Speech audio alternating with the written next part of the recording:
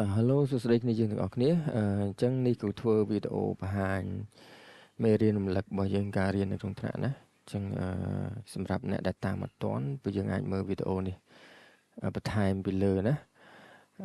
ទៅលើមុខវិជ្ជារបស់យើងគឺ Android Programming ណាបាទដែលគ្រូនឹងយកframework Flutter course យកមកបរៀនពួកយើង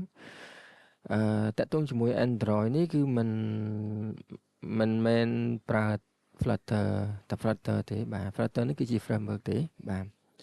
ដែលគ្រូលើក Flutter យកមកបរៀនពួកយើងគឺវាមានអត្ថប្រយោជន៍ច្រើនមិនគ្រូប្រើគឺយកមកបរៀនណាហើយវាងាយស្រួលក្នុងការរៀនហើយលទ្ធផលគឺឃើញភ្លាមតែម្ដងណាបានគ្រូយកមកបរៀនអញ្ចឹងយើងតិចយើងនិយាយអំពីនិយមន័យ Flutter ហ្នឹងណាបាទបើយើងនិយាយតាក់ទងជាមួយ Android Programming គឺការបង្កើតកម្មវិធីទូរស័ព្ទបាទជាស្អីដែលដំណើរការនៅលើប្រព័ន្ធបប្រតិបត្តិការ Android យើងអត់និយាយទៅលើ iOS ទេ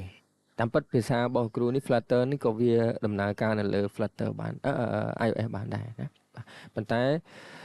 មុខវិជ្ជាយើងគឺ Android គ្រូអត់ចង់យក native បាទគេហៅភាសាដើមណា native language យកមកទៅសេទេវាពិបាកវាស្មុគស្មាញអាចថាពួកយើងពិបាកក្នុងការរៀនហើយវាលទ្ធផលគឺវាចេញយូរបាទវាពិបាកងាយវាមិនងាយក្នុងការសរសេរណាបាទតាមពិតវាមិនពិបាកសម្រាប់អ្នកដែលចេះទេបាទធម្មតាអ្នកដែលចេះគឺស្រួលហើយបាទតែសម្រាប់យើងបើតាមគ្រូមើលឃើញជាក់ស្ដែងពួកយើងគឺអ្នកខ្លះនៅមានកម្រិតច្រើនដែរបាទតាក់ទងជាមួយនឹងprogramming បាទហើយអ្នកខ្លះក៏គាត់តន់ដែរបាទគាត់តន់គាត់ចង់រៀនទៅទៀតបាទសុំគ្រូទៅលឿនរហូតបាទអញ្ចឹងពេលខ្លះគាត់ចង់រៀនឲ្យលឿនឲ្យបានលទ្ធផលលឿនប៉ុន្តែគ្រូទៅអត់កើតដោយសារអីមានអ្នកខ្លះគាត់តាមអត់ទាន់ពេលគ្រូចេះទៅរូអ្នកក្រោយគាត់តាមអត់ទាន់ទេអញ្ចឹងគាត់អាចនឹងអស់អារម្មណ៍ការរៀនបាទគ្រូអត់អាចតម្រូវតែម្នាក់ពីរអ្នកបានទេគ្រូតម្រូវឲ្យគ្នាយើងចេះទាំងអស់គ្នាមួយថ្នាក់ហ្នឹងណាបាទអញ្ចឹងអធិស្ឋានសម្រាប់អ្នកដែលគាត់អាចចាប់បានលឿនយើងយកយល់ទៅកាន់គ្នាយើងដែរគាត់តាមអត់ទាន់ផងណាអញ្ចឹងសម្រាប់អ្នកតាមអត់ទាន់យើងមានវីដេអូណាគ្រូ record តាមក្រោយឲ្យហើយបើមានពេលគ្រូ record ឲ្យបានមុនហើយគ្រូតម្លាក់ឲ្យរៀនមុនណាដើម្បីនៅក្នុងថ្នាក់យើងមើលវីដេអូនឹងម្ដងហើយយើងមករៀនក្នុងថ្នាក់ម្ដងទៀតយើងអាចចេះបន្ថែមហើយបើសិនជាគ្រូអត់មានពេលទេបានន័យថាគ្រូបរៀនហើយបានគ្រូតម្លាក់វីដេអូទៅក្រោយដើម្បីយើងមើលម្ដងទៀតណាគេអញ្ចឹងតាមពេលគ្រូសិនណាជាស្រ័យគ្រូអត់តហ៊ានសន្យាទេណាបាទតោះឥឡូវយើងកុំឲ្យខាតពេកយើងចូលទៅមុខវិជ្ជារបស់យើងណាអញ្ចឹងលោកគ្រូលើកឡើងទៅលើ Flutter framework ណា Flutter framework គឺជា SDK បាទ SDK ដែលផលិតបង្កើតឡើងដោយក្រុមហ៊ុន Google បាទយើងស្គាល់ Google ណាបាទអ្នកណាក៏ស្គាល់ Google គឺជាអ្នកបង្កើត Flutter នឹងឡើងហើយ Flutter ហ្នឹងគឺជា SDK ទេណា SDK បាទ SDK ហ្នឹងគឺជាបាទ Flutter SDK គឺជាឧបករណ៍សម្រាប់បង្កើតកម្មវិធីណាបង្កើតកម្មវិធីវាអនុញ្ញាតឲ្យអ្នកសរសេរកូដតែមួយរួចយកទៅដំណើរការនៅលើទូរស័ព្ទ Android iPhone កម្មវិធីអ៊ីនធឺណិតការ website ហ្នឹងហើយនឹងកម្មវិធីកុំព្យូទ័របាទដូចជា Windows Mac Linux អីចឹងទៅបាទអានេះហើយបានគ្រូនិយាយថាវាមានអត្ថប្រយោជន៍ហើយវាល្អសម្រាប់ពួកយើងយកមករៀនហើយវាងាយដោយសារអីយើងទៅសេកូដតែមួយទេយើងអាចយកអាកូដកម្មវិធីយើងហ្នឹងទៅដំណើរការបានគ្រប់ platform ឬក៏គ្រប់ device វាមិនទាំងស្រុងទេប៉ុន្តែវាអាចទាំងស្រុងដែរប៉ុន្តែគាត់ថាជាទូទៅគេប្រើទាំងអស់ហ្នឹងដូចជា Android iPhone នេះគឺថាuser ប្រើច្រើនមិនអញ្ចឹងទេបាទយើងទៅសេកូដតែមួយទេយើងអាចដំណើរការនៅលើ Android ក៏បាន device ដែល run ដំណើរការ Android ណាប្រតិបត្តិការក៏យើងអាចប្រើបាន iPhone ក៏អាចប្រើបានហើយ website ក៏ប្រើបានកម្មវិធីកុំព្យូទ័រក៏ប្រើបានដែរបាទណាដូចជា Windows Linux អីផ្សេងៗក៏ប្រើបានដែរឃើញទេអញ្ចឹងវាមានន័យថាយើងទៅសេកូដតែមួយទេវាដំណើរការបានគ្រប់ platform គ្រប់ device ណាអញ្ចឹងបានគ្រូលើកខុសនឹងមកអាខុសហ្នឹងវាងាយស្រួលក្នុងការរៀនទៀតវាអត់ស្មុគស្មាញទេតែស្មុគស្មាញសម្រាប់អ្នកដែលគាត់ តាមអត់តាន់តាំងពីដើមមកហើយតែធម្មតាគ្រូគិតថាពួកយើងឆ្នាំទី4ហើយគ្រូគិតថាមិនទៅអន់ទេណាគ្រឹះយើងមិនធម្មតាទេណាអញ្ចឹងអ្នកដែលតាមមិនតាន់ព្យាយាមស្រាវជ្រាវបន្ថែមឬសូវឲ្យច្រើនណាបាទបើតាមជាក់ស្ដែងនេះគ្រូធ្លាប់និយាយលើកឡើងថានៅក្នុងថ្នាក់យើងរៀនបានតិចបើយើងចេះស្រាវជ្រាវបានច្រើនជាងនៅក្នុងថ្នាក់ទៀតនឹងយើងកាន់តែល្អណាបាទព្រោះនៅក្នុងថ្នាក់យើងមានគ្នាច្រើនហើយពេលខ្លះរៀនលាយគ្នាសួរចុះសួរឡើងវាទៅជា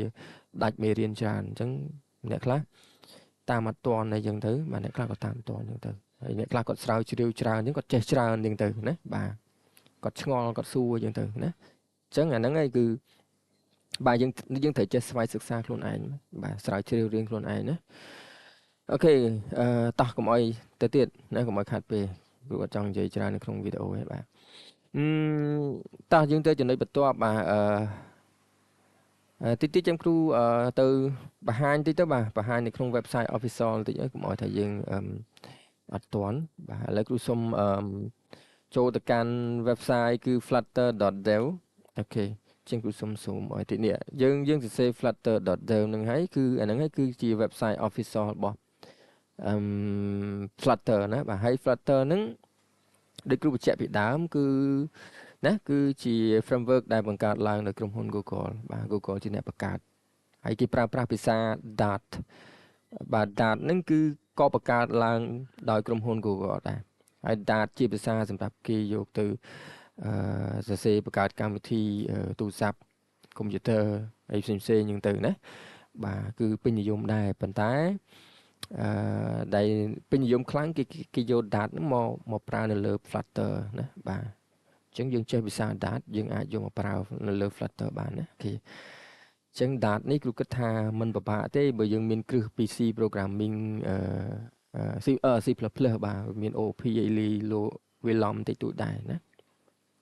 អញ្ចឹងវាមិនស៊ីជម្រៅទៅលើ OP ខ្លាំងប្រហែលទេប៉ុន្តែ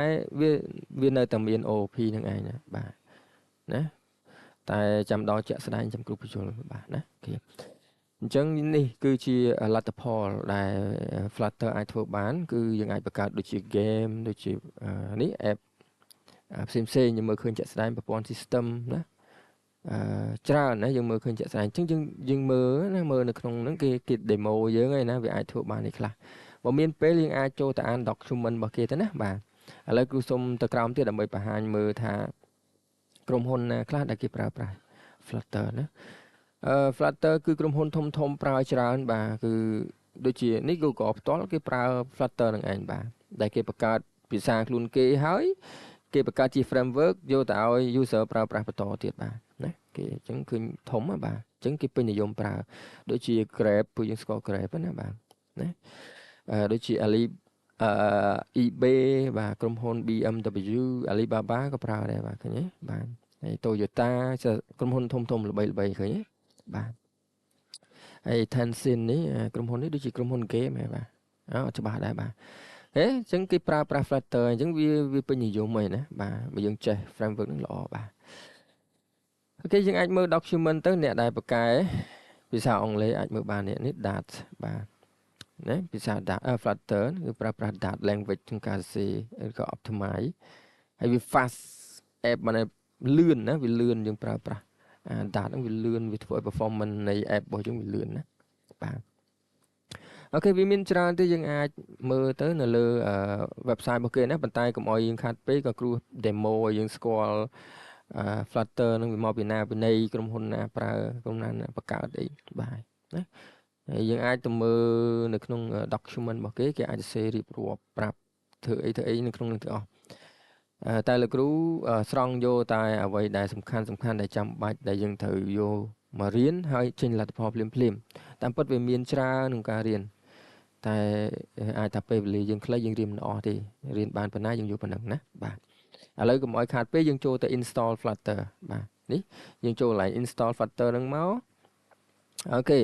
ពេលហ្នឹងយើងអាន document គេតិចទៅធ្វើអីអ្នកខ្លាំងដូចអីសុកជូបាទគាត់ខ្លាំងអង់គ្លេសបាទអានយកទៅណាអូខេតែលោកគ្រូមិនបានអានទេបាទគ្រូកាត់យកតែម្ដងទៅតោះឥឡូវយើងចូលទៅការដំឡើង Flutter បន្តិចទៅហើយនឹងដំឡើង IDE ដើម្បីយើងអាចសរសេរ Flutter បាន នៅក្នុងថ្នាក់គឺគ្រូឃើញថាពួកយើងរៀងពិបាកបន្តិចមែនបាទអ្នកខ្លះគឺអូខេអឺគ្រូទទួលស្គាល់ថាពិបាកវាទៀមទីណា requirement គឺត្រូវការច្រើនណាបាទនេះយើងមើលយើងត្រូវការឯគេកម្លាំងកុំព្យូទ័រ CPU RAM storage អីច្រើនណាហើយគ្នាយើងខ្លះកុំព្យូទ័រយើងនៅមានកម្រិតរៀងពិបាកប្រើបាទ slow ខ្លាំងមែនទែនណាកន្លែងនេះគ្រូសូមនិយាយបន្តិចទៅតាក់ទងជាមួយនឹង requirement បើសិនជាពួកយើងមានកុំព្យូទ័រsystem វាទូចអីបាទអធិស្ឋានបាទធ្វើចិត្តបន្តិចណាបាទនេះដូចជាគ្រូបានសរសេរ note អីបន្តិចដែរបាទនេះដែលត្រូវមានចិត្តអត់ធ្មត់ណាបាទក្នុងការចំណាយពេលក្នុងការតម្លើងណាគេតោះកុំឲ្យខាត់ពេលយើងនិយាយទៀតបាទអ្វីដែលយើងត្រូវរៀនបាទទី1គឺតម្លើង Flutter បង្កើតកម្មវិធីដំបូងយើងធ្វើម៉េចឲ្យស្គាល់អំពី widget បាទ widget ហ្នឹងគឺប្រើប្រាស់ច្រើនណាស់នៅក្នុង Flutter ណាបាទជា block សំណង់កូដរបស់យើងណាបាទចាំចូលដល់កូដចាំគ្រូបញ្យល់បន្ថែមអំពី widget ហ្នឹងហើយមួយទៀតរៀបចំកូដយើងឲ្យមានស្រាប់ធ្នាប់អីចឹងទៅបាទហ្នឹងយើងត្រូវរៀនដែរអូហួសបាទជាស្រ័យហួសចំណុចទី2សូមថយក្រោយបន្តិចបាទមិញ scroll ទៅផុតលើបាទនេះសន្សំពេលវេលាបាទយើងសរសេរកូដតិចលទ្ធផលគឺច្រើនដូចយើងប្រើប្រាស់ native គឺយើងសរសេរកូដច្រើនណាបាទមែនទេសរសេរកូដច្រើនដោយខ្លួនឯងយើងសរសេរកូដច្រើនលទ្ធផលចេញមកឧទាហរណ៍ថាយើងបង្កើត app ព័ត៌មានមួយយើងឧទាហរណ៍ណាបាទឧទាហរណ៍យល់ទេយើងសរសេរកូដប្រើប្រាស់ភាសាដើមណា native code គឺ1000បន្ទាត់ចុះប៉ុន្តែបើយើងប្រើ framework យើងសរសេរតែប្រហែលដូចជា200-300បន្ទាត់អីយើងចេញលទ្ធផលដូចគ្នា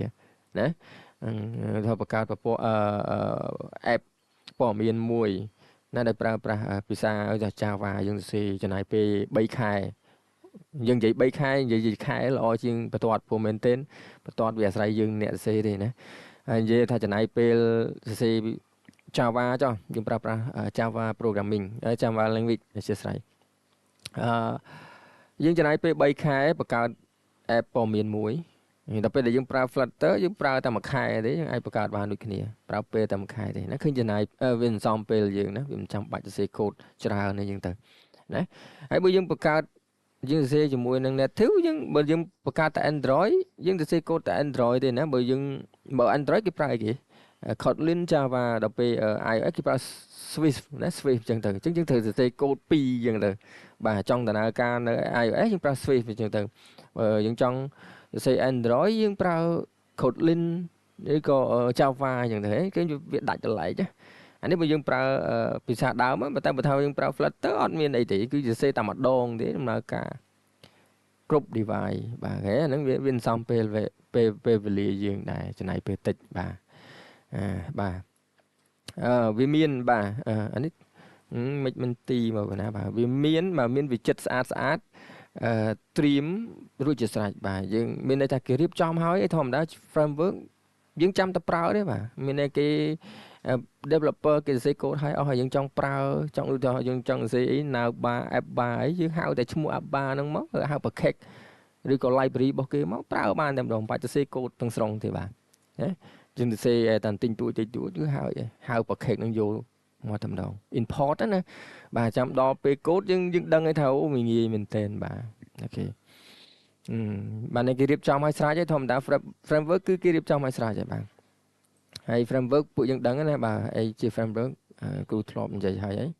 បាទនិយាយបន្ថែមទៀតទៅ framework គឺបានន័យថាជាបណ្ដុំនៃកូដដែលខាង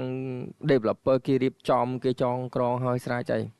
ណាគេធ្វើឲ្យចេញជាលទ្ធផលហើយសម្រាប់អ្នកប្រើចង់ប្រើហៅតែឈ្មោះវាយកមកប្រើមករួចរាល់ហើយបាទណាដូចជា bootstrap framework យើងចង់បានបេតុងយើងហៅតែឈ្មោះបេតុងមក btn primary អញ្ចឹងវាចេញមកមិនទៅសរសេរកូដ CS ទេហ្នឹងនិយាយទៅលើ CS ទេណាបាទ framework Flutter ក៏ដូចគ្នាដែរបាទយើងចង់ប្រើគេបេតុនវាមានស្រាប់ឲ្យយើងអញ្ចឹងហៅតែឈ្មោះវាមកឲ្យយើងណាបាទអាហ្នឹងគេហៅ framework ឯណាគេតោះទៅទៀតhot reload កែកូដឃើញលទ្ធផលភ្លាមបានយើងសរសេរកូដភ្លាមវា load ឲ្យយើងភ្លាមតែម្ដងបាទ save refresh ឲ្យយើងតែម្ដងវា load ភ្លាមណាបាទ hot reload បាទវាលឿនបាទអត់ចាំបាច់អង្គុយ save ហើយ refresh អត់ទេណាវា hot reload ឲ្យយើងអូខេទៅទៀតអ្វីដែលអ្នក nâng riêng bà cứ vậy mà nhảy mà chỉ sai vậy môn đâm tới cả requirement smart sheet បាទទៅមានប្រព័ន្ធប្រតិបត្តិការបាទ Windows បើយើងប្រើ Mac ប្រើទៅតែពីច្រើនគ្រូឃើញយើងប្រើ Windows ណា Windows អាបរមាបាទនេះគឺទាបបំផុតណាបាទយើងនិយាយទាបបំផុតអានេះឧទាហរណ៍ទាបបំផុតគឺប្រើ Windows 10 បាទអត់មាន Windows 7 Windows 8អីមក run Flutter ណាបាទជាស្រ័យយក Windows 10ឡើងណាហើយបើអាចល្អគឺ Windows 11គាត់វាធ្ងន់ម៉ាស៊ីនបន្តិចបាទiOS យើងមើលជាក់ស្ដែងទៅ iOS យកអីស្អីគេនេះបាទ Mentary plus អីចឹងទៅបាទហ្នឹងតើតើជាមួយប្រព័ន្ធប្រតិបត្តិការបាទយកល្អ recommend ណាសូមប្រើ Windows 11តែលោកគ្រូប្រើ Windows 10ទេពេលគ្រូទៅបង្ហាញនេះគ្រូ record នៅក្នុង desktop របស់លោកគ្រូទេអញ្ចឹងគ្រូប្រើ Windows 11ណាបាទដល់ពេល laptop គ្រូប្រើ Windows 10បាទអូខេវា stable ស្រួលណាបាទវាអត់មាន error ច្រើនតោះ CPU បាទយើងអាច Core i3 អានេះទាបបំផុត Core i3 ជំនាន់ទី5ឡើងហើយខ្ពស់បំផុត Core i5 ទៅឬក៏ Core i7 ជំនាន់ទី8ឡើងបាទអានេះល្មមក្នុងការរៀនបាទរៀនអូខេ smooth បាទ7ជំនាន់ទី8ឡើងមកអូខេអេមែនណាបាទ RAM ទាបបំផុត 4G ណាបាទហើយខ្ពស់បំផុត 8G ឡើងណាប្រើបានឯ smooth អត់មានបញ្ហាទេតែពួកយើងគ្រូឃើញថាដូចអណ្ដើកអញ្ចឹងបាទកុំព្យូទ័រយើងកើមហ្នឹងបាទមុំទិញថ្មីតិចណាបាទឆ្នាំទី4ហ្នឹងstorage គឺ 10G បាទយើងទាបបំផុត 10G ប្រើ SD ផងណាគួរប្រើ SD ណាមិនមែនប្រើ hard disk ទេបាទM2 មកបាទកុំ SD SATA អីអត់ទេបាទវា SATA ក៏នៅមានកម្រិតដែរបាទ M2 មកណាបាទប្រើ M2 មក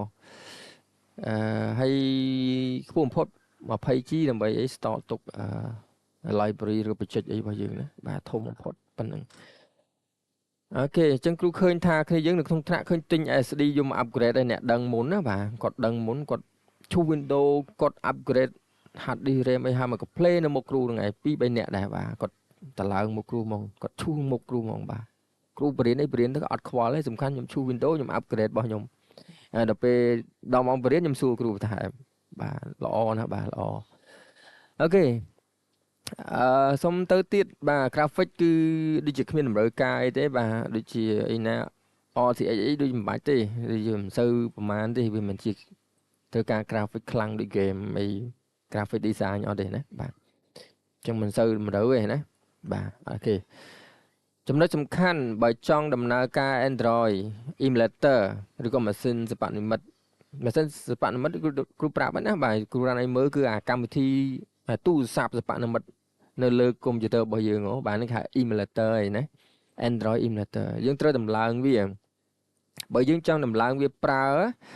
យើងត្រូវការ RAM ខ្លាំងបំផុត 8G ទៅ 16G ដើម្បីឲ្យវារលូន smooth ល្អណាបាទហ្នឹងយើងចង់ដំឡើង emulator ណាដល់ពេល simulator សម្រាប់ពួក iOS តែពួកយើងគ្រូឃើញពីច្រើនប្រើ Android ច្រើនណាបាទអញ្ចឹងយើងប្រើ Android emulator គឺទូរស័ព្ទសិប្បនិម្មិតយើងត្រូវដំឡើងហ្នឹងចំណាយ space ដូចជា 2G បាទ download វាបាទ download ម្ដងទេណាហើយដល់ពេលដែលយើង run បាទយើងមើល RAM performance RAM យើងឡើងកប់ហ្មងបាទអញ្ចឹងយើងពិបាករៀនម្នាក់មាន RAM តែ 4G អីបាទ 8G ចង់ចាប់ផងបាទណាតែលោកគ្រូអាចថាគ្រូបរៀនយើងប្រើប្រាស់ជាមួយនឹង real device បាទគ្រូប្រើទូរស័ព្ទផ្ទាល់ទៅដើម្បីកុំឲ្យពួកយើងមានបញ្ហាតែពិតគ្រូមានកម្មវិធីសម្រាប់ឲ្យយើងប្រើដែរយើងមិនប្រើ emulator ក៏បានដែរចាំដល់ពេលតឡើងចាំគ្រូប្រាប់ឥឡូវយើងរៀនអំពីនិយមន័យអីសិនទៅណាអត់តដល់ការសរសេរអីទេណាអូខេអស់ហើយបាទចំណុច requirement Flutter អីនិយមន័យចប់ហើយបាទឥឡូវយើងចូលដល់ទី2គឺដំឡើងhow to install Flutter បាទយើងធ្វើមិនទី1តម្រូវការជាមុនគឺកុំព្យូទ័រយើងត្រូវតែមានបើអត់មានកុំព្យូទ័រទេចប់ហើយបាទត្រូវតែមានអ៊ីនធឺណិតលឿនល្អបាទត្រៀមមកណាបើសិនជាមករៀនត្រៀមលុយបញ្ចូលមករៀនវាពេញមកណាបាទព្រោះ Wi-Fi យើងរៀង slow ណាបាទហើយចុងក្រោយនេះបាទនេះចិត្តអត់ធ្មត់តិចបាទអត់ធ្មត់ការដំឡើងអាចចំណាយពេល30ទៅ60នាទីក្នុងការដំឡើងកម្មវិធីណា Flutter ហ្នឹងតែយើងហត់តែម្ដងហ្នឹងទេណាយើងហត់តែម្ដងហ្នឹងទេនៅពេលណាយើងដំឡើងរួចរាល់អស់ហើយយើង finish អស់ហើយយើងបង្កើត project អីមក plate ទេបាទអត់យូរទេណាបាទ ទី2ជំហានដំឡើងសាមញ្ញបាទងាយស្រួលទេយើងទាញយក SDK តាក់ទងជាមួយ SDK Flutter នេះលោកគ្រូបាន copy ឲ្យពួកយើងអស់ហើយមែនទេបាទនៅក្នុងថ្នាក់គឺទី1មានAndroid Studio បាទ Panda 4បាទStable លោកគ្រូ copy ឲ្យយើងហ្នឹងអូ sorry Stable Windows ណា Windows Panda 4ណាតែអ្នកប្រើ Windows sorry version ផ្សេងសូម upgrade មក Panda 4មកជា last version អញ្ចឹងបើសិនជាលោកគ្រូប្រើ last version ពួកយើងប្រើ old version វាទៅជាបបាក់ក្នុងការឆ្លើយឆ្លងគ្នាមានបញ្ហាអីដោះស្រាយញញៃឡើយលោកគ្រូប្រើអានេះរបស់យើងចេញរបស់គ្រូចេញចេះរបស់យើងចេញចុះអានោះវែងគ្នាឡើយអញ្ចឹងសូម recommend ណាបាទ require ហ្មងទៅបាទគឺត្រូវការ Panda 4ណាបាទ download last version មកណាហើយយកមកតម្លើងថ្មី uninstall ខ្លួនឯងចាស់ចោលណាទី1ត្រូវមាន IDE បាទ IDE គឺកម្មវិធីសម្រាប់ផ្សេងកូដគឺ Android Studio យើងអាចប្រើជាមួយនឹង Visual Studio Code ក៏បានដែរណាអញ្ចឹងវិធីមាន2យ៉ាងគ្រូប្រើប្រាប់តែទាំងពីរហ្នឹងប៉ុន្តែ Android នេះវាចំទូនទីវាជាងណាពេលអានេះវាគ្រាន់តែជា IDE តូចទេតែវាមានដំណើរការវាក៏ល្អដែរគ្រាន់ថាវាមិនសូវល្អដូច Android វាចំទូនទីវាហ្មងគឺបង្កើតកម្មវិធីទូរស័ព្ទតម្រូវប្រតិបត្តិការAndroid iOS ហ្មងណា iOS operator sorry ជាប់មាត់បានន័យថាទូនទីវាបង្កើតកម្មវិធីទូរស័ព្ទតម្រូវ Android device ហ្មងបាទណាហ្នឹងវាចំបាទដោយសារអីមុខវិជ្ជាយើងមិន Android programming ទេបាទអញ្ចឹងយើងរៀនអាហ្នឹងអានេះក៏បានដែរសម្រាប់អ្នកមានម៉ាស៊ីនទូចប្រើអានេះទៅចាំពេលហ្នឹងគ្រូប្រាប់ថាធ្វើម៉េចដើម្បីសរសេរកូដជាមួយនឹង Visual Studio Code បានណាបាទតោះអញ្ចឹងទី2ត្រូវមានបាទ SDK framework Flutter អានេះហើយគឺជា framework របស់គេយើង download មកកញ្ចប់យកមកតម្លើងនៅក្នុងកុំព្យូទ័រយើងគឺប្រើប្រាស់បានតែម្ដងណាគេចងក្រងកូដអីគ្រប់យ៉ាងគឺនៅក្នុងទាំងអស់បាទហើយមួយទៀតគឺអានេះគឺគេហៅថា real device របស់យើងបាទអាកម្មវិធីនេះសម្រាប់ connect ទូរស័ព្ទរបស់យើងឲ្យវា load ចូលទៅក្នុងកុំព្យូទ័ររបស់យើងដើម្បីតេស្តមើលបាទលទ្ធផលរបស់យើងបាទលទ្ធផលរបស់យើងណាបាទឃើញចាក់ស្ដែងយើងបាច់ប្រើ emulator ក៏បានដែរយើងប្រើប្រាស់ទូរស័ព្ទរបស់យើងតាមពិតបាច់ប្រើអានេះក៏បានដែរពួកយើងប្រើតែខ្សែ USB ទៅអានេះគាត់នៅវាចាប់ screen កុំព្យូទ័រទូរស័ព្ទយើងមកបង្ហាញនៅលើកុំព្យូទ័រយើងណាបាទតែពួកយើងមិនចង់បង្ហាញទេចង់មើលខ្លួនឯងនៅក្នុងទូរស័ព្ទផ្ទាល់បាច់ទៅ down អានេះក៏បានតែគ្រូត្រូវតែ down ដើម្បីអីពេលគ្រូតេស្តកូដទេអីទៅវាឃើញ screen ទូរស័ព្ទនៅលើហ្នឹងហ្មងគ្រូអត់ប្រើ emulator ទេគ្រូប្រើ real device គាត់ណា remote ប្រើទូរស័ព្ទលោកគ្រូហ្នឹង screen ទូរស័ព្ទលោកគ្រូឲ្យចាប់នៅលើកុំព្យូទ័រឲ្យឃើញអញ្ចឹងណាបាទហ្នឹងនេះកម្មវិធីហ្នឹងតោះអញ្ចឹងតម្រូវការគឺមានប៉ុណ្ណឹងណាត្រូវតែមានទាំងអស់គ្នាតោះឥឡូវយើងកុំឲ្យខាតពេលយូរទៅដំឡើងណាមួយនាទីអូកន្លះម៉ោងហើយបាទតោះទៅទៀតយើងដំឡើង Android Studio Code មុនគេនេះរបស់គ្រូនេះមិនជាប់ចឹងអូគ្រូលុបហើយអធិស្ឋានដោយសារអីរបស់គ្រូបានតម្លើងហើយប៉ុន្តែអានេះគ្រូ clear គ្រូលុបចោលខ្ទេចអស់ហើយដើម្បីឲ្យវាបាត់អស់លីងកុំឲ្យនៅជាប់អ្នកខ្លះគាត់អត់ចេះពីរបៀបតម្លើងទេបាទអញ្ចឹងគឺគ្រូសុំ remove ចោលអស់ហើយគ្រូតម្លើងថ្មីឲ្យយើងឃើញតែម្ដងតោះទី1Android Studio Code បាទមុនគេចោះ IDE ត្រូវតែ download យកមកតម្លើងឃើញ spec វាត្រូវការ 1G.33 មេបាទអញ្ចឹងវាធំដែរអញ្ចឹងមិនគ្រូ copy ពួកយើងណាយើងគិតមក 1G ចំណាយលុយប៉ុន្មានយើងដឹងណាអ្នកខ្លះអស់លុយលីងពេល download ថ្ងៃមុនបាទគាត់ថាទូចណាគ្រូបើទូចគ្រូមិន copy ឲ្យយើងបាទដោយសារឃើញធ្ងន់នឹងអាធំនឹងអីវាអស់លុយច្រើនមិនគ្រូ copy ឲ្យអានេះមិនអញ្ចឹងនេះ Flutter SDK មើលទំហំវាប្រហែល 1G ជាងបាទបូកចូលគ្នាយើង 3G ជាងដែរបាទយើងមើលមួយរៀលដាច់ប៉ិតលើហើយបាទអញ្ចឹងបានគ្រូ copy ឲ្យ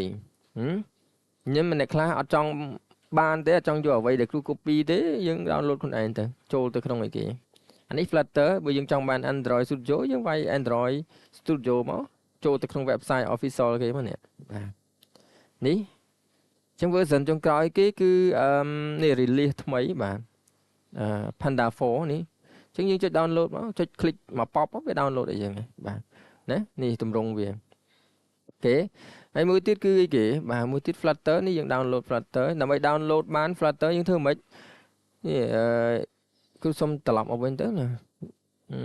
ចូលទៅក្នុង Official ដំបូង get start នេះចុច get start មកហើយយើងមកមើលកន្លែង requirement គេហ៎អីណាសុំត្រឡប់មកក្រោយនេះ quick start យើងចុចកន្លែង window នេះដោយសារអីយើងប្រើប្រាស់ window ណាបើយើងប្រើប្រាស់ OS យើងចុចMac OS ចុច Mac OS មកណាបាទតែលោកគ្រូអត់មានបទពិសោធន៍ប្រើ Mac OS ទេគ្រូប្រើតែ Windows ទេ Linux មកណាបាទអញ្ចឹងយើងចុចលើ Windows មកអ្នកប្រើប្រាស់ Windows បន្ទាប់មកយើងឃើញមានគេដាក់ install Flutter manually បាទចុចកន្លែងហ្នឹងមកពេលហ្នឹងយើងនឹងឃើញកន្លែងនេះគេដាក់ install and set up Flutter នេះសោះហ្នឹងអាសោះហ្នឹងយើងคลิกពប់មកវា download ដែរនេះអាសោះហ្នឹងបាទផ្លេចទៅនេះឃើញទេ Flutter Windows stable ណា 3.44.0 នេះ version last version វាអូអានេះចុច0នេះចុច1បាត់ហើយណាបាទ download អាហ្នឹងមកបាទមិនចឹងអូមកជីជាងបាច់ហើយបាទគ្រូប្រើនេះទៅអានេះចុច1បាត់ហើយគ្រូចុច0ហ្នឹងនេះតែ download ថ្ងៃមុនសោះហ្នឹងបាទវា update ទៀតហើយអូខេអញ្ចឹងគ្រូប្រើនេះសិនតើហើយចាំគ្រូ download ពេញគ្រូប្រើនៅអា 3.44.1 ទៅបាទវាមិនអីអានេះកំណែរបស់គេទេគេកែតិចតួចទៅគេដូរ version តិចតួចហ្នឹងណាវាអាចថែមថយតិចតួចទេតោះឥឡូវតឡើងកុំឲ្យខាតពេលយើងតឡើង Android Studio មុនចុច double click លើនឹងមកAndroid Studio លឿនទេបាទចុច next យកមិនអីបាទទេណាអូខេកន្លែងនេះចុច yes មកកន្លែងនេះ next ណាចុច next មកនេះ text មកណាបាទ text យក Android Visual Device របស់យើងមកណាបាទចុច next ទៀតនេះទីតាំងដែលវា store ទុកនៅក្នុង C program file Android folder Android Studio បាទចង់ដូរទីតាំងក៏ដូរទៅណាតែមិនបាច់ដូរដាក់ default ទៅ next កន្លែងនេះមិនបាច់ text អីទេណាបាទចុច install យកមកអូខេមើលឃើញអត់ទេណាគ្រូ click zoom ឲ្យអានេះ zoom ក៏អត់កើតដែរវាពងរ៉ាន់ហើយសារគ្រូប្រើ screen ធំនេះគ្រូប្រើ desktop របស់គ្រូអញ្ចឹងទៅវាអាចនឹងអក្សរយើងរៀនទូចបន្តិចចាំមើលគ្រូ zoom ឲ្យកន្លែងណាសំខាន់គ្រូ zoom ឲ្យអូខេការតឡើងនេះយើងមើលលឿនឬយឺតវាអាស្រ័យលើម៉ាស៊ីនយើងណាបាទម៉ាស៊ីនយើងកម្លាំងទូចណាបាទកន្លែងនេះឃើញវា finish ហើយវាដាក់ completed នេះមើលគឺ zoom បានអត់ next អានេះវា zoom អត់កើតទេដោយសារវាជាប់អាទាំង setup នេះអញ្ចឹងយើង set next មកហើយយើងចុច finish នេះឃើញអានេះបើយើងគ្រីសទៅហើយយើងចុច finish វានឹង start វានឹងបើកAndroid យើងមកឥឡូវគ្រូគ្រីសទៅដើម្បីឲ្យឃើញថាវា finish អត់បើសិនជាវារួចរាល់វា load ឲ្យយើងហើយកន្លែងនេះវាចេញអីគេ send អីណាមិនបាច់ទេមិនបាច់ទៅ survey ទៅអីគេទេ done send មកបាទ sorry done send គេនៅក្នុងនេះអានេះជាប់អីមកអូអាចជាប់បច្ចេកចាស់ណាបាទវាអត់មានទេអានេះក៏អាចថានឹងជាប់អាចាស់ដែរមែនទេអត់មានទេពេលហ្នឹងវាចេញតែ welcome to Android Studio មកហើយនៅក្នុងនេះមាន new project ហើយនឹងមាន git open អីចឹងទៅឥឡូវគ្រូសុំទៅ uninstall plugin សិនដោយសារគ្រូជាប់អា plugin ហ្នឹងហើយចឹងបាទប៉ុណ្ណឹងចាំមើលវា load ទៀតអត់uninstall សិនចុះកុំឲ្យយើងឃើញនេះគ្រូ uninstall គ្រូប្រាប់ថា install មកវិញមិនបាទuninstall អ្វីដែលយើងត្រូវឡើងមាន Dart ហើយនឹង Flutter ហើយគ្រូបានបញ្យល់ខ្លះហើយមិញអីគេ Dart អីទៅ Flutter បាទនេះពេលដែលយើងទៅឡើងដំបូងវាចេញមកអញ្ចឹងបាទមាន new project open ហើយ clone repository ណាបាទអានេះគ្រូចេះជាប់មាត់ណាវាជាប់គ្នាអញ្ចឹងភាសាអង់គ្លេសអានេះប្រើ git ណាយើងប្រើ git ពេលដែលយើងទៅឡើងដំបូងគឺវាចេញ welcome អញ្ចឹងអូខេ success ហើយណាបាទឥឡូវគ្រូ uninstall ថ្មីទាំងអស់ណាបាទមិញគ្រូលុបចោលអ្វីគ្រប់យ៉ាងដែលគ្រូរៀបចំអស់ហើយតោះឥឡូវយើងចូលទៅធ្វើមួយតង់ទៀតអានេះគឺ IDE យើងរួចរាល់ហើយណាបាទយើងសុំបិទចោល finish ហើយណាយើងទៅមើលយើងបើក Android Studio បាននៅអត់ដល់load នៅលើ desktop របស់យើងណាបាទដើម្បីយកមកដាក់លើ desktop របស់យើង search មក Android នេះ Android Studio ដែលគេដាក់ app មកស្ដាំយកពាក្យអីគេ open file location បាទ send to មើល zoom បានអត់នេះ zoom បានហើយបាទ send to ឯណា send to នេះបាទ send to desktop អញ្ចឹងវាមកលើ desktop របស់យើងនេះបាទបើកមើលបាទនេះ Panda 4នេះរួចរាល់ហើយណាបាទអូខេតោះឥឡូវយើងចូលទៅកាន់ការ set up អានេះបញ្ជាក់ណាទៅច្រឡំគ្នានេះapp របស់យើងកម្មវិធីរបស់យើងអានេះគឺ source ដើម source IDE សម្រាប់តឡើងណាគូសូមដាក់មក like ឃើញច្រឡំ set up អូខេតោះឥឡូវយើងចូលដល់ការតឡើង Flutter របស់យើងដើម្បីប្រើប្រាស់ Flutter តោះឥឡូវដំបូងមុនគេយើង check មើលថានៅក្នុងកុំព្យូទ័ររបស់យើងបានតឡើង Flutter ហើយនៅយើងតេស្តមើលសិនបាទយើងប្រើ CMD បាទ CMD ស្គាល់ណាបាទ command prompt ហ្នឹងយើងវាយពាក្យថា Flutter បាទ Doctor បាទអាហ្នឹងបានជា command សម្រាប់យើង check មើលថាកុំព្យូទ័ររបស់យើងហ្នឹងបានតឡើង Flutter ហើយនៅណានេះ command Flutter Doctor នេះដោយសារអីនេះក៏ដាក់ Flutter is not recognized បានន័យថាអត់តន់មាននៅក្នុងកុំព្យូទ័ររបស់យើងទេអូខេតោះឥឡូវយើងធ្វើម៉េចដើម្បីទៅតឡើងបានតោះឥឡូវគឺសូមបិទ command ហ្នឹងសិនតោះទី1យើង extract folder នឹងចេញមកក្រៅសិនព្រោះវាជា zip file មិនអញ្ចឹងជា zip file នេះអញ្ចឹងយើងត្រូវ extract ណាបញ្ជាក់ណាអ្នកខ្លះ extract មកទាំងដុលបាទដូចអាចូឯបាទអីសុកជូបាទគាត់ extract មកកញ្ចប់ folder នឹងមកឈ្មោះ Flutter Windows 3.44.0 នេះមកទាំងអស់បាទ stable ក៏មកដែរអញ្ចឹងមិនបាច់ទេណាយើងយកតាអា folder ក្នុងវានេះបាទ folder ក្នុងវាហ្នឹងណាបាទឥឡូវធ្វើអញ្ចេះដើម្បីលឿនបាទយើងបើកវាមកគ្រូប្រាប់ណាយ៉ាត់ flat អត់ចេះ extract បាទយើងចុចនៅលើ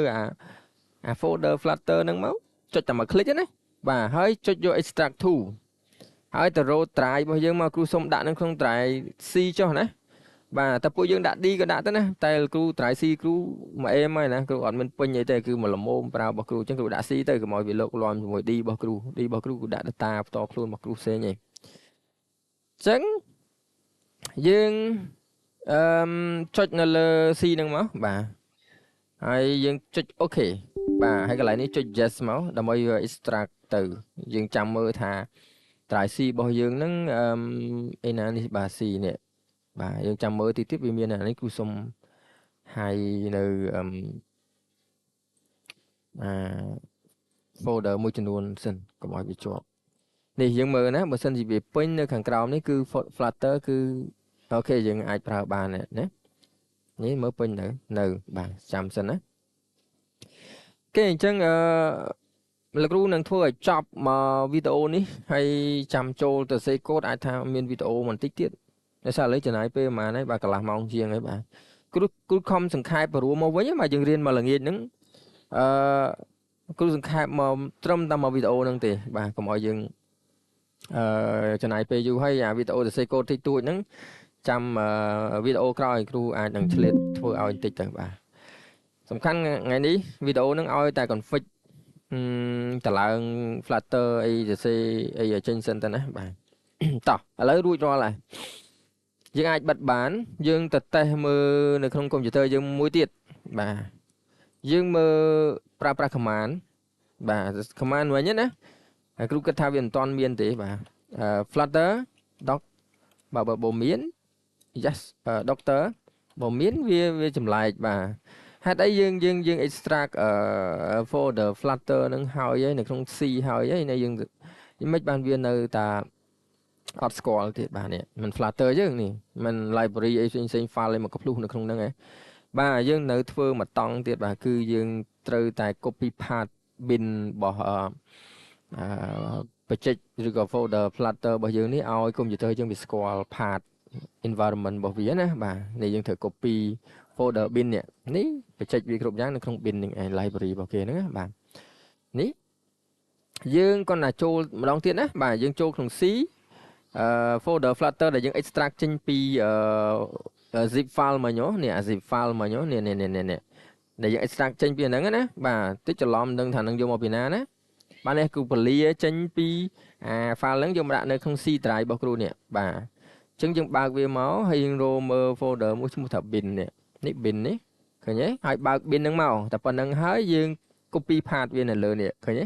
C flutter/bin បាទណា copy មកបន្តិចមកបាទប៉ុណ្្នឹងមកខ្វែងវាចោលយើងធ្វើមួយទៀត យើងចូលទៅកាន់ environment variable របស់ computer របស់យើងអាចមកស្ដាំនៅលើ this PC នេះបាទមកស្ដាំយកពាក្យថា show more option ហើយចុច properties បាទ property ហើយយើង scroll មកក្រោមបន្តិចយើងរក advanced system setting នេះបាទចុចប៉ុណ្្នឹងមកហើយយើងឃើញ pop up មួយទៀតគេដាក់ថា system property ហើយយើងមើលខាងក្រោមនេះយើងឃើញមាន environment variable បាទคลิกនៅលើនឹងមកប៉ក់មកយើងធ្វើមិនទៀតយើង copy path មិញយើងដាក់មិននេះយើងដាក់នៅកន្លែង path system variable នេះបាទចុចនៅលើនឹងមក click មកបន្តមកទៀតយើង new យើង click យកប៊ូតុង new នេះមកបាទ new ហ្នឹងហើយឃើញវាឲ្យយើងដាក់ path នឹងក្រោមនេះបាទ path ដែលយើង copy មិញ pass ចូលមកនេះប៉ចចូលមកនេះឃើញ c/flutter ហើយ /bin អូខេហើយយើងចុច OK មកអូខេទៀត yes តោះឥឡូវយើងទៅតេស្តCMD យើងម្ដងទៀតបាទ CMD yes ហើយយើងសេគេ command យើងមិញបាទ command តេស្ត check មើលថា flutter យើងមានគឺអី flutter doc បាទ doctor yes sorry doctor សេត្រូវទេបាទត្រូវទេអូខុសបាទ doctor យើងចុច enter ប៉ុណ្ណឹងមកអូខេប៉ុណ្នេះវាចាប់ផ្ដើម download package អីផ្សេងមកឲ្យយើងណាយើងសូមចាំប្រហែលជា2ម៉ោងអីទៅបាទចាំមើលវាបើសិនជាវា load success យើងអូខេហើយណាជាងកន្លែងនេះអាចចំណាយពេលចាំបន្តិចទៅណាបាទអញ្ចឹងអត់បញ្ហាទេកន្លែងនេះយើងអាចចាំបានណាមិនយូរទេមិនផ្លេតទេណាបាទវាទាញយក package អីផ្សេងយកមកដាក់នៅក្នុង computer របស់យើងណាបាទតោះឥឡូវកុំឲ្យខាតពេលគ្រូសុំminimize លាក់វាសិនយើងចូលទៅ config នៅ IDE យើងបន្តិចដើម្បីឲ្យ IDE របស់យើងអាចសរសេរកូដ Flutter បានតោះអញ្ចឹងគ្រូសុំបើក Android របស់គ្រូវិញនេះ Android Studio បាទអញ្ចឹងនេះយើងទុកចោលនឹងសិនណាចាំមើលពេលវាពេញចាំយើងតទៀតតោះគ្រូសុំបើក Android សិនកុំឲ្យខាតពេលយើងបើកទៅ config អីមួយចំនួននៅក្នុងហ្នឹងតោះយើងមើលនៅក្នុង Android Studio Code sorry Android Studio របស់យើងនេះគឺអត់ទាន់អាចសរសេរ Flutter ឬក៏ភាសា Dart បានទេដោយសារអីយើងអត់ទាន់បាន add នៅ plugin បាទយើងត្រូវ add plugin Flutter ហើយនឹងDart បាទព្រោះដោយសារអី Flutter គឺសរសេរភាសា Dart ហើយភាសា Dart ហ្នឹងគឺ build ដោយក្រុមហ៊ុន Google បាទយើងអាចដឹងណាបាទយើងចូលនៅក្នុង Marketplace បាទចុចនៅលើ Marketplace ណាបាទឃើញទេបាទ Marketplace ខាងលើហើយបន្តមកយើងឃើញកន្លែងនេះឃើញបតង text box គេឲ្យយើង search ទេបាទយើង search មកបើឃើញនៅលើនេះយើងចុច install មកណានេះចុច install ប៉ាច់មកបាទហើយពេលហ្នឹងវាចេញបើពេញវាចេញឲ្យយើង restart IDE ណាហើយគេរងចាំវាមកពេញយើងអូខេគេឲ្យយើង restart ដល់លើកំតាន់ចាំគ្រូសុំតឡើង dot មួយទៀតបាទយើងសេពាក្យ dot មកអូខេយើងនឹងឃើញ dot នៅលើនេះបាទនេះ dot ដែល build ឲ្យក្រុមហ៊ុន Google ដូចគ្នាឃើញអត់បាទអញ្ចឹងយើង click ប៉ាច់មកបាទ install មកអូខេយើងមើល install tit ហើយយើងមើល dot មើលបាទដាក់ Flutter មិញពេញណាអូខេពេលបើសិនជាវាពេញហើយវាចេញពី restart IDE នេះយើងស្គាល់ណា IDE គឺ Android Studio ហ្នឹងណាកុំដូចអីសុកជូបាទសុកជូគេឲ្យ restart IDE ឯង restart computer បាទមែនទេបាទណាយើងចុច restart IDE គឺបិទ Android Studio ហ្នឹងហើយបើក Android Studio ហ្នឹងវិញតែយើងคลิกតែកន្លែងនេះទៅវានឹងបិទអូតូឲ្យយើងបិទហើយវាបើកឲ្យយើងវិញហើយណាអូខេចាំតិចសិនណាអូខេនេះបាទពេលនេះឃើញនៅក្នុងនេះវាមាន load new project ឲ្យយើងណា new Flutter project ណាហើយកន្លែងនេះចេញ new project កន្លែងនេះគ្រូបញ្ជាក់ណាពេលណាដែលយើងចង់បង្កើត project Flutter យើងចុចយក project Flutter ណាអត់មានយក new project ទេ new project នេះគឺភាសាយើងប្រើប្រាស់ភាសាផ្សេងភាសាដូចជាអីនេះJava ភាសាអីយើងសម្រាប់សរសេរគេTVision អីកម្មវិធីទូរទស្សន៍បាទ Watch ទូរស័ព្ទអាហ្នឹងអត់ទេណាបើយើងប្រើជាមួយនឹង Flutter យើងយក new project new Flutter project ណាអូខេឥឡូវមួយទៀតគ្រូអត់តន់ដល់កន្លែងបង្កើត project ទេគ្រូមើលនេះអូខេនេះចេញហើយបាទឥឡូវយើងធ្វើមកតង់សិនកុំឲ្យយើងវងវែងណាបាទញ៉ៃឥឡូវគ្រូសុំស្គាល់ឲ្យបន្តិចណានេះយើងឃើញថាពេលណាដែលយើង finish ហើយ វា load អញ្ចេះនេះយើងឃើញជាក់ស្ដែងណាវា load គ្រីសឲ្យយើងទាំងអស់បានន័យថាអូខេយើង finish អស់ហើយណាប៉ុន្តែបើសិនជាពួកយើងខ្លះនៅកន្លែងណាទេនេះ Android ស្អី tool chain នេះបាទ SDK នេះគឺវាអាចនឹងគ្រីសណាអាចនឹងគ្រីសអាចនឹងខ្វែងអ្នកខ្លះខ្វែងណាបាទបើសិនជាគ្រីសអញ្ចឹងអូខេបាច់ខ្វល់ទេណាអាស្អីគេនេះអា Visual Studio Develop Windows App នេះមិនបាច់ទេដោយសារអីយើងអត់ប្រើសម្រាប់បង្កើតកម្មវិធីកុំព្យូទ័រទេនេះ Windows ហ្នឹងបានន័យថាកម្មវិធីសម្រាប់ Windows ណាយើងអត់ប្រើទេអញ្ចឹងវាខ្វែងទៅយើងអត់ខ្វល់វាទេណាបើយើងបង្កើតសម្រាប់ Windows ដែរយើងតឡើងហ្នឹងដែរណាបាទតែយើងមែនទេមេរៀនយើងនិយាយទៅលើ Android ទេអញ្ចឹងបាច់ខ្វល់ទេណាហើយ app នេះក៏យើងប្រើដែរណាGoogle Chrome ហ្មងបាទបើវាគ្រីសអញ្ចឹងមិនអីទេយើងចង់ run result ចេញនៅលើGoogle Chrome បានបើយើងអត់បាន add វាទេយើង run Flutter app យើងនៅលើ web browser អត់បានទេណាអញ្ចឹងអូខេវាគ្រីសទាំងអស់ហើយយើងមិនបាច់បារម្ភទេណាបាទតែបើសិនជាវាអត់គ្រីសឲ្យយើងទេបាទវិធីមួយទៀតគឺយើងត្រូវ accept license របស់ Android សិនអញ្ចឹងដូចគ្រូបង្ហាញរបស់យើងវាមាន command មួយដែលយើងត្រូវតែសរសេរឲ្យបញ្ចូលណាអូខេនេះអានេះដោយសារតែលោកគ្រូប្រហែលជាធ្លាប់ accept វាហើយបាន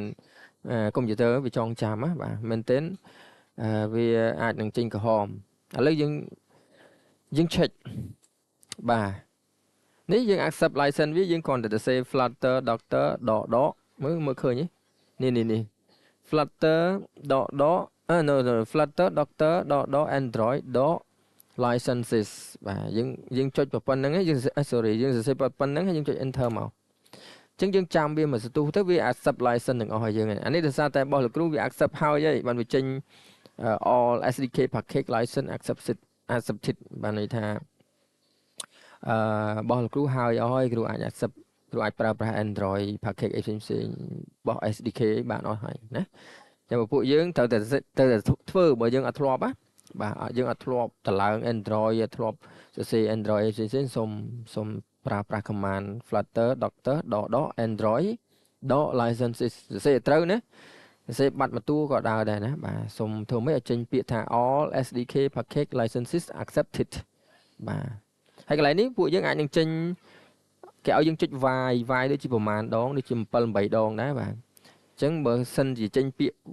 y ហើយ n ហ្នឹងណាបាទចុច y រហូតមកណា y ហើយ enter y ហើយ enter មកណាមានចុចអក្សរ y ហើយ enter y ហើយ enter នេះដោយសារតែលោកគ្រូអត់មានចេញទេនឹងក៏គ្រូប្រាប់ណាអូខេអញ្ចឹងតែប៉ុណ្្នឹងឯងអត់ពិបាកទេតិចថាអត់ចេះសរសេរអក្សរ y ហើយ enter ណាបាទអូខេអញ្ចឹងរបស់លោកគ្រូ finish អស់ហើយតោះឥឡូវយើងធ្វើមិនដើម្បីទៅបង្កើតបច្ចេក Flutter បានអូខេចាំពេលដល់កន្លែងបង្កើតគ្រូនឹងឆ្លៀតទៅប្រាប់មួយជំហានទៀតនៅក្នុងVS Code បាទ VS Code តោះឥឡូវយើងទៅបង្កើតបច្ចេក Flutter យើងធ្វើមិនបង្កើតបច្ចេក Flutter នៅក្នុងមេរៀនលោកគ្រូក៏គ្រូបានដាក់ដែរណា emulator ហ្នឹងចាំគ្រូប្រាប់តិចរបៀបចម្លើងវាផងណាបាទនេះទៀតអាកន្លែង command prompt នេះចាំគ្រូប្រាប់ណាអូខេតោះឥឡូវយើងបើក Android Studio Code យើងមក sorry Android Studio ចេះតែcode អត់មាន code ទេអញ្ចឹងយើងបង្កើតបច្ចេកយើងធ្វើមិនបាទយើងចុចកន្លែង new បច្ចេក Flutter ប៉ុណ្្នឹងមកហើយកន្លែងនេះសូមយក Flutter បច្ចេកណាបាទអត់យក Java ឬក៏ Kotlin នេះទេបាទ Kotlin គឺភាសា net ភាសាដើមទេ Java ក៏ដូចគ្នាដែរយើងប្រើប្រាស់ Flutter យើងចុចយក Flutter ណាយើងប្រើយក Flutter ហើយកន្លែងនេះគ្រូឃើញថានៅក្នុងថ្នាក់យើងរើសខុសណាបាទកន្លែងនេះមិនមែនប្រជិចទីតាំង save បច្ចេករបស់យើងណាទីច្រឡំថាយើងបង្កើតបច្ចេកហ្នឹងគឺអាកន្លែងទុកបច្ចេករបស់យើងរួមមូលទាំងមូលចង់បើកវិញទៅបើកនឹងមែនទេអានេះគឺគេហៅថា Flutter SDK part Flutter ហ្នឹងគឺអា folder ដែលយើង extract ពី zip file របស់គ្រូឲ្យមិនចឹងទេមិននៅក្នុងអីគេស៊ីនេះមិននៅក្នុងអា project ឬក៏ folder Flutter របស់យើងនេះមិនអាហ្នឹងឯងនេះមិនចឹងទេអាហ្នឹងឯងណាមិនទៅចូលរោទីតាំងទុក project យើងណាអាហ្នឹងមានគេឲ្យយើងទៅរោថា SDK Flutter យើងនៅតាណា framework ហ្នឹង library ហ្នឹងនៅណា ណានិយាយឲ្យយល់គឺគេឲ្យយើងទៅរកsource នៃ Flutter យើងនៅតាណា SDK ហ្នឹងដែលយើង download មកហ្នឹងណាបាទយើងប្រើមកនៅក្នុង C program no sorry អត់មាន program file ទេនៅកណ្ដាល wheel ទេនេះបាទគ្រូដាក់នៅកណ្ដាល wheel ទេណាឃើញអត់នេះបាទអូខេអានេះសាវាជាប់ screen ទៅតោះអូខេចូលហើយណាបាទប៉ុណ្ណេះនេះចូលហើយណាហើយធ្វើម៉េចទៀតយើងចុច next បាទកន្លែងនេះយើងត្រូវបង្កើត project យើងតោះឥឡូវមុននឹងបង្កើតគ្រូសុំទៅបង្កើត folder មួយសម្រាប់ store ទុកproject Flutter របស់លោកគ្រូទុកក្នុង D ចុះហើយគ្រូសុំបង្កើត folder មួយកន្លែងនេះសុំតាមឲ្យតណាកុំច្រឡំកន្លែងហ្នឹងបាទអ្នកខ្លះច្រឡំណាបាទ project project Flutter គេបានន័យថាproject Flutter នេះអាហ្នឹងគឺកន្លែងដែលគ្រូទុកproject របស់គ្រូទាំងអស់ដែលបង្កើតប្រមាណនេះប្រហែលគ្រូទុកនៅហ្នឹងណាបាទយើងមេរៀនបន្តគឺគ្រូទុកនៅទាំងអស់បាទនេះគឺកន្លែងទុកproject របស់យើងអាកន្លែង part SDK Flutter មិញកន្លែងយើងទៅរក package ឬក៏ framework folder របស់យើង Flutter ហ្នឹងណាយើងទុកនៅណាយើងទៅរកហ្នឹងណាកុំច្រឡំណាបាទគ្រូសុំនិយាយដាល់ទេបាទប្រយ័ត្នគេតោះឥឡូវយើងចាប់ផ្ដើមបង្កើត project ឥឡូវគ្រូសុំដាក់ឈ្មោះថាFlutter underscore កន្លែងនេះសុំដាក់អក្សរតូចទាំងអស់អីថា Flutter ណា13អញ្ចឹងបាទ day 1 next day 1បាទថ្ងៃទី1យើងរៀនពី Flutter សុំអក្សរតូចទាំងអស់ហាមដក clear ដាក់ underscore បានកន្លែងនេះណាបាទតោះអត់បាទចាំមើលគ្រូបង្កើតចេញអត់អ្នកខ្លះបង្កើតបញ្ចេញអត់ចេញទេបាទបង្កើតឲ្យស្ងាត់ឈឹងបង្កើតឲ្យស្ងាត់ឈឹងនៅក្នុងថ្នាក់ណាកន្លែងហ្នឹងប្រយ័ត្នតិចណាបាទមើលឲ្យតន់ហើយខាងក្រោមនេះគឺនេះ project location កន្លែងយើងទុក project យើងនៅតាណាបាទគ្រូសុំបង្កើតមកហើយគ្រូសុំយកទៅដាក់នៅក្នុងproject នេះរបស់គ្រូកន្លែងហ្នឹងគ្រូសុំបង្កើត folder មួយដើម្បីទុកវាបាទគ្រូដាក់ថាday 1មកបាទប៉ុណ្្នឹងទៅហើយគ្រូបើកវាហើយគ្រូដាក់នៅក្នុងហ្នឹងបាទអូខេយើងចុច select pop មកហេបានន័យថាវានៅក្នុងវាទុក project ហ្នឹងនៅក្នុង drive D folder រួមធំរបស់លោកគ្រូគឺ project Flutter ដកនៅក្នុងហ្នឹងមាន folder project របស់គ្រូបន្តទៀតគឺ day 1បាទចាំមើលវាមានអីកើតឡើងបាទហើយកន្លែងនេះ description យើងសរសេរមកយើងអាចថាthis is my first app អីចឹងទៅបាទប៉ណ្ណឹងទៅបាទផ្សេងអីស្អីតែអាហ្នឹងរៀបរាប់ពី project របស់យើងអញ្ចឹងណាបាទហើយកន្លែងនេះ application មិនបាច់រើសអីទេព្រោះយើងសរសេរជាកម្មវិធីទូរស័ព្ទជា app អូខេកន្លែងនេះ organization គឺសូមឲ្យយើងដាក់ឈ្មោះយើងសិនទៅកន្លែងនេះគឺវាសំខាន់ដែរប៉ុន្តែចាំដល់ពេលដែលយើងសរសេរ project យើងរៀបរយអស់ហើយយើងមក repair ម្ដងទៀតដើម្បីup ទៅកាន់ Play Store កន្លែងហ្នឹងគឺសំខាន់តែឥឡូវយើងដាក់ឈ្មោះយើងសិនទៅណាដាក់ឈ្មោះរបស់យើងឬក្រុមហ៊ុនរបស់យើងណាបាទឧទាហរណ៍លោកគ្រូ vanlipeng.com.ke អញ្ចឹងទៅបាទក្រុមហ៊ុនរបស់គ្រូណាបាទឬក៏បើយើងរៀន UME អញ្ចឹងណា UME.edu.ke អញ្ចឹងទៅណាបាទនេះឧទាហរណ៍ទេណាយើងជាសិស្ស UME អញ្ចឹងទៅមើលគ្រូដាក់ឈ្មោះគ្រូអញ្ចឹងមកបាទ vanlipeng.com.ke ក្រុមហ៊ុនរបស់គ្រូបាទហើយកន្លែងនេះគឺ Android language យើងប្រើប្រាស់ភាសាអីគេក្នុងការសរសេរតាមពិត language នេះគឺយើងប្រើ Java ក៏ Java ទៅ Kotlin ក៏ Kotlin ទៅគឺមែនទែនវានឹង convert ណា convert ទៅជាភាសា data នឹង auto បន្តិចយើងសរសេរ data ទេគាត់ថានេះវា convert ទៅវាមានអ្នក convert ភាសាហ្នឹងឲ្យទៅជាឲ្យអា Kotlin ហ្នឹងវាស្គាល់អីចឹងទៅបាទឥឡូវគ្រូសុំរើសអាហ្នឹងសិនកំតន់ខ្វល់កន្លែងហ្នឹងព្រោះមែនទែនយើងសរសេរភាសា data ទេអូខេចឹងកន្លែងនេះ platform យើងសរសេរ app ហ្នឹងតម្រូវអីគេបាទតម្រូវ Android iOS Linux Mac web ឬក៏ Windows មុខវិជ្ជារបស់យើងនិយាយទៅលើ Android ណាប៉ុន្តែគ្រូសុំដាក់ iOS មួយទៀតទៅដើម្បីអីយើងសរសេរម្ដងហើយតម្រូវទាំង iOS ផងតែ Windows web អីមិនបាច់ដាក់ក៏បានដែរណាព្រោះយើងអត់មានទៅតម្រូវទៅកាន់ web អីទេយើងរៀន Android តែបើពួកយើងចង់តម្រូវទាំងអស់យើងបង្កើតទាំងអស់ចឹង thích ទាំងអស់មកណាតែដល់ពេលដែលយើង thích ទាំងអស់ឧទាហរណ៍យើងធ្វើតម្រូវតែ Android ទេដល់ពេល thích យកទាំងអស់វាត្រូវមានអា package យើង project របស់យើងវាមាន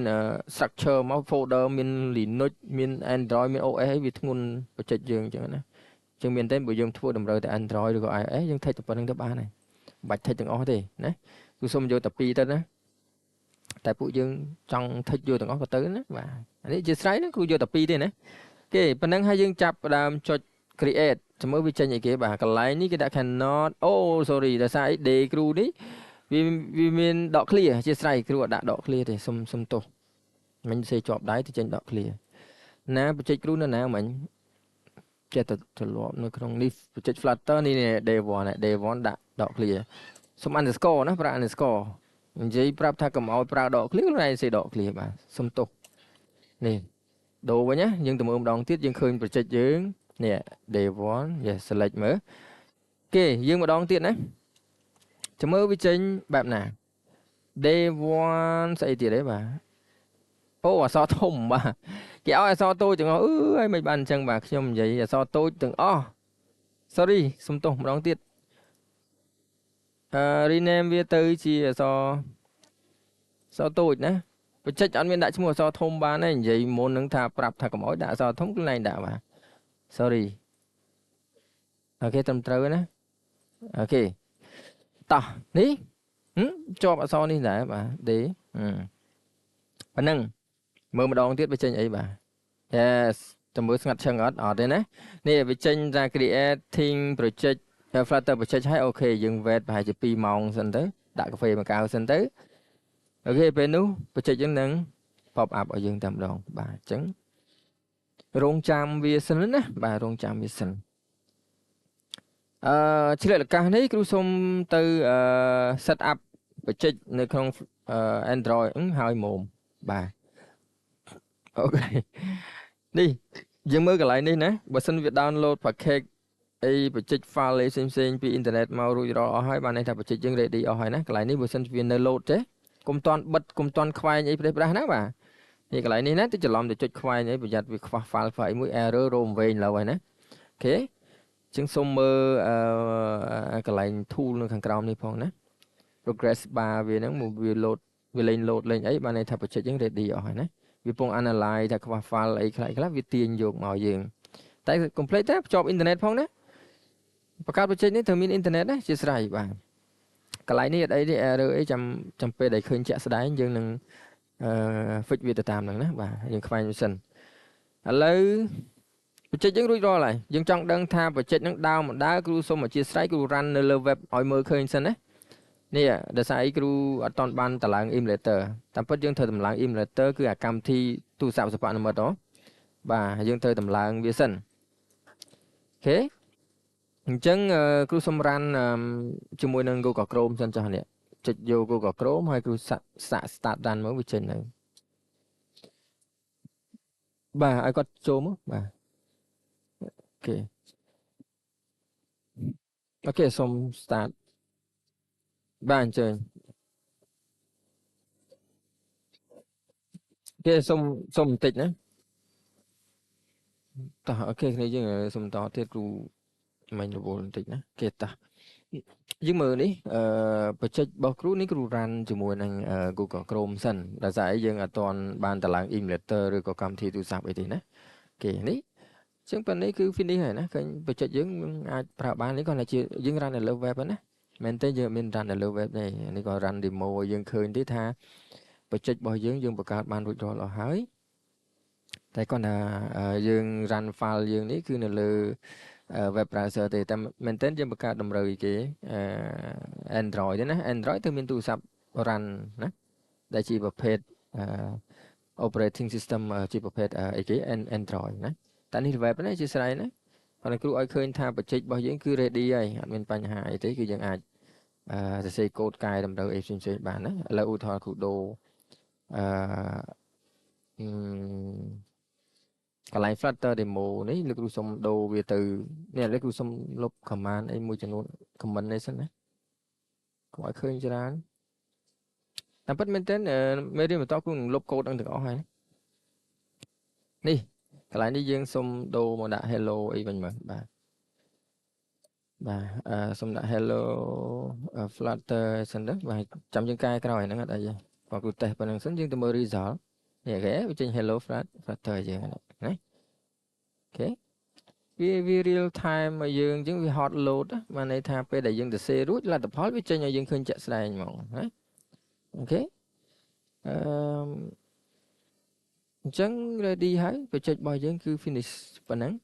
ថ្ងៃឃើញជាក់ស្ដែងយើងចង់ដូរអីទៅជា hello world អីធម្មតាយើងអ្នករៀន programming ដំបូងគឺចេញមក hello world ហើយបាទតែចេញhello world yeah sorry hello world បើចេញតែ hello world ហ្នឹងអូខេគេក៏ control S វា reload ឲ្យយើងតែម្ដងណាឃើញអត់អូខេអញ្ចឹងវីដេអូនេះយើងធ្វើប៉ុណ្្នឹងសិនអូសុំមួយទៀតលោកគ្រូមិញគ្រូប្រាប់ថាឲ្យតម្លើងIDE នៅក្នុងគេ IS មែនទេIS VS Code sorry តោះឥឡូវគ្រូសុំបិទសិនណាគ្រូសុំបិទហើយយើងទៅតម្លើងplug in មួយចំនួននៅលើ Android sorry Android ទេបាទ VS Code ណាអូខេដំបូងយើងត្រូវ add plug in ដូចគ្នាអញ្ចឹងណាយើង add plug in ដូចAndroid Studio អញ្ចឹងបាទទី1យើងត្រូវអីគេ add Flutter បាទបន្ទាប់មកទី2គឺយើងប្រើ dot យើងមើលជាក់ស្ដែងហ្នឹងកន្លែងនេះយើងឃើញមាន verify Chris ហ៎ Chris verify ផង blue verify បាទយកច្រឡំទៅផ្សេងៗណាបាទអានេះដែលគេថាគ្រូតម្លើងរួចរាល់អស់ហើយណាអូខេតោះឥឡូវយើងធ្វើមិនដើម្បីទៅ open បច្ចេកយើងបាទ open បច្ចេករបស់យើងចូលទៅកាន់បច្ចេកយើងនៅតាណាបច្ចេក Flutter នេះ day 1បាទបើក day 1ហ្នឹងមកកន្លែងនេះយើងទៅសេពាក្យថា code .clear dot ពេលហ្នឹងវានឹងបើកទៅកាន់បច្ចេក Flutter របស់យើងបច្ចេករបស់យើងនៅក្នុង VS របស់យើងហ្នឹងណាអូខេប៉ុណ្្នឹងយើងអាចទៅសេកូដអីតេស្តបានមកធម្មតាប៉ុន្តែអានេះដោយសារអីលោកគ្រូអត់ទាន់បាន run emulator អីមកទេបាទនេះអានេះបើយើង run debug អីសិនទេណាគ្រូសុំប្រើអូអានេះយើងអត់ទាន់តម្លើង emulator ទេណាចាំគ្រូតម្លើង emulator ហើយយើងឃើញកន្លែងហ្នឹងយើង add emulator កម្មវិធីទូរស័ព្ទសិប្បនិម្មិតណាបាទសុំបញ្យលរួមតែម្ដងទៅកុំឲ្យខាតពេលឥឡូវគ្រូសុំនេះអានេះចប់ហើយណាបាទនេះចប់ហើយយើងអាចទៅសេFlutter របស់យើងនៅលើ VS ហើយណានេះដូចគ្នាអញ្ចឹងដូចនៅក្នុងAndroid យើងដូចគ្នាអញ្ចឹងណាយើងបើក Android មកបាទនេះដូចគ្នានឹងស្រង់ឃើញទេបាទដូចគ្នានឹងស្រង់អញ្ចឹងយើងចង់ប្រើជាមួយនឹង Android Studio ក៏បាន VS Code ក៏បានដែរណាគ្រាន់ថាដូចគ្រូបញ្ជាក់ពីដើមអញ្ចឹងបើយើងប្រើជាមួយនឹងយើងប្រើជាមួយនឹង Android Studio វាត្រូវរឿងជាងណាបាទវាត្រូវរឿងជាងអញ្ចឹងកន្លែងនេះលោកគ្រូ add ទៅ browser ដើម្បីគេឲ្យវា run ជាមួយនឹង Google Chrome ឲ្យយើងនេះវាពងតែបើក Chrome ឲ្យយើងនេះឃើញទេបាទនេះអានេះគ្រូប្រើ VS ណាបាទគ្រូប្រើ VS Code ទេឃើញទេវា run ចេញលទ្ធផលឲ្យអត់បាទនេះដូចគ្នាទាំងស្រុងហ្មងឃើញអត់គ្រូសុំទាញចេះមកបាទអានេះដោយសារ screen គ្រូធំណាគ្រូប្រើ20អានេះ24 inch ឯងបាទរបស់គ្រូមិនសិននៅក្នុងការងាររបស់គ្រូកន្លែងការងារគ្រូចឹងគ្រូឆ្លៀតម៉ោងការងារធ្វើឲ្យយើងទេណានេះយើងអាចដូរបាននៅថតតែយើងចង់ដូរអីផ្សេងៗដូចមិញអញ្ចឹងtitle បាទ hello flutter អីផ្សេងអានេះគឺសំបត្តិអានេះទៅកុំឲ្យវាឃើញច្រើននេះ hello world យើងដូរទៅ hello world to save អញ្ចឹងគេវា hot load ឲ្យយើងបាទហើយបាទប៉ុណ្ណឹងនេះយើងអាចរ៉ាន់បច្ចេកមួយបានមូលទាំងមូលតែម្ដងប៉ុន្តែកន្លែងនេះយើងដូចគ្រូបញ្ជាក់អញ្ចឹងយើងមានរ៉ាន់នៅក្នុង Google Chrome មែនទែនជាក់ស្ដែងយើងបើកនៅក្នុង Google Chrome ណាបាទនេះឃើញអត់មែនកម្មវិធីទូរស័ព្ទណាកុំច្រឡំបាទអានេះគួរឲ្យតែសាកល្បងសិនដើម្បីឃើញថាបច្ចេកយើងវា success ហើយនៅណាតោះឥឡូវយើងទៅតម្លើង emulator បន្តិចបាទតោះemulator យើងទៅតម្លើងជាមួយនឹង Android Studio ណាបាទនៅក្នុង VS អត់មានទេណាតើយើងតម្លើង plugin ពីក្រៅមកណាអូខេយើងចូលទៅក្នុង VS no sorry Android Studio យើងមកយើងមើលខាងនេះ ដំបូងយើងចូលក្នុងបច្ចេកយើងក៏បានយើង add ទៅហើយក៏បានមិនអីទេយើងបើកមកយើង add យើងចុចនៅកន្លែងនេះយើងចុចនៅកន្លែងនេះឃើញអត់ប្រហែលជាអត់ឃើញទេនេះ screen គូចាប់អត់ពេញអូពេញតែនេះបាទនេះចុចកន្លែង device manager ណាជាស្រ័យចុចដាក់មកខុសមកនេះ device manager កន្លែងនេះវាយើងនឹងឃើញមានគេដាក់សញ្ញាបូកមួយនេះគេដាក់ add a new device ណា new device ណាចុចប៉ុណ្ណឹងមកហើយយើងចុច create visual device ណានេះយើងមកអង្គុយខាងនេះមកណាអង្គុយខាងនេះមកអង្គុយខាងនេះមកអត់លឺសលេងទុកនឹងសិនគ្រូទៅប្រាប់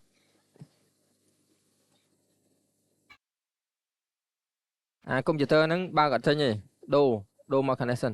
ចាំគ្រូជួសជុលឲ្យតោះយើងជាស្រ័យអូភ្លេច stop មិនជាស្រ័យតោះសុំតទៀត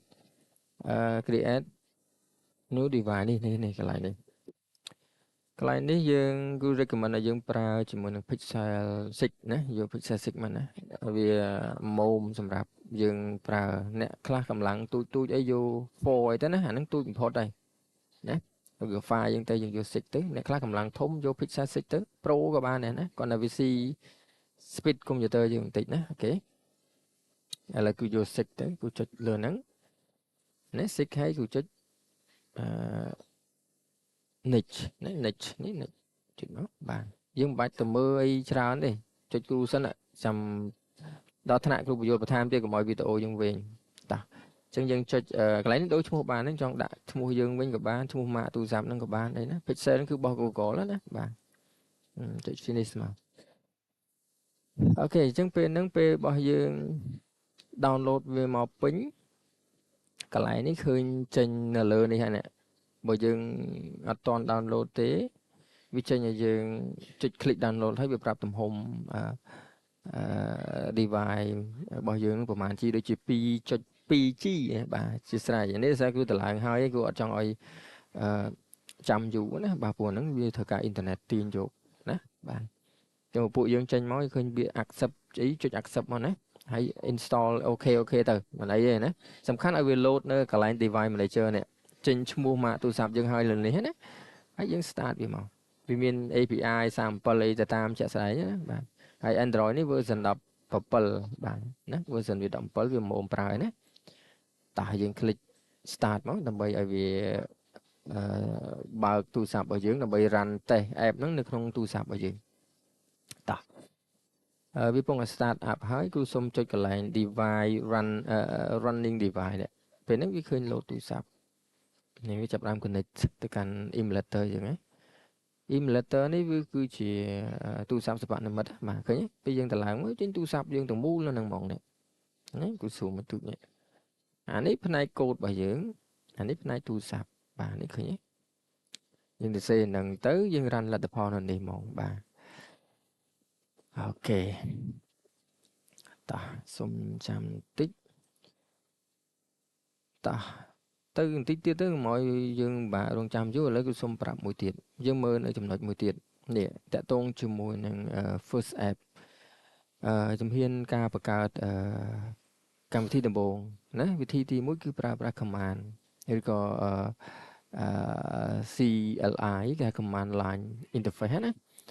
អញ្ចឹងមិញគ្រូបង្កើតបច្ចេកដោយប្រើ interface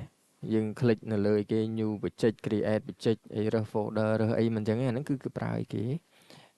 UI ណាយើងប្រើ UI ដើម្បីចុចបង្កើតបច្ចេកចឹងទៅប៉ុន្តែបើយើងចង់បង្កើតបច្ចេកដោយប្រើប្រាស់ command line ស្គាល់ command line វារ៉ាន់នៅលើគេ CMD នេះ terminal ណា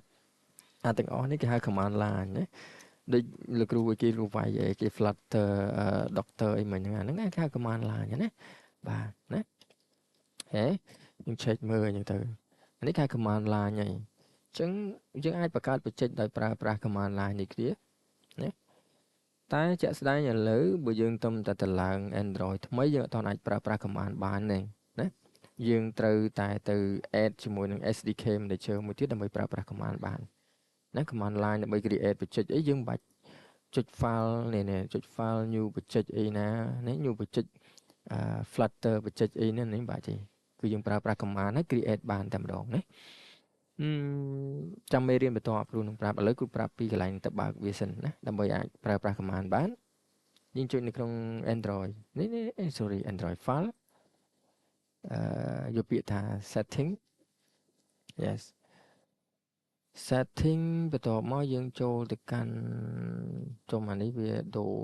បើរត់ឃើញទេយើងសរសេរ SDK គាំងបាទហើយដោយសារអីគ្រូកំពុង run emulator អញ្ចឹងទៅវាស៊ី RAM ខ្លាំងយើងចង់ដឹងយើង inspect មើល performance វា run performance នេះវាស៊ី RAM ឡើងចេះតិចនេះបាទ RAM គ្រូ 610G ណាបាទវាស៊ី700%ណាបាទតែបើថាអ្នក RAM 8G រៀងចាប់បន្តិចអីបាទណាតោះឥឡូវយើងទៅឡើង SDK command សិនណាយើងចុចនៅលើ SDK Android SDK នេះមកហើយយក SDK tool បន្ទាប់មកទៀតយើង scroll មកក្រោមមកយើងរកកន្លែងនេះចុចកន្លែងនេះមើលឃើញនេះ Android SDK មុនដំបូងយើង search នៅលើនេះសិនណាយើង search ថា SDK មកហើយតែ SD ក៏ឃើញដែរ Android SDK បន្ទាប់មកយើងមើលកន្លែងនេះយើងឃើញមានថា SDK tool ណាអ្នកដែលអត់ឃើញឬក៏ឃើញតិចហ្នឹងនៅក្នុងថ្នាក់គ្រូឃើញថាពួកយើងមានតិចនៅសារតែយើងតឡើងខ្វះ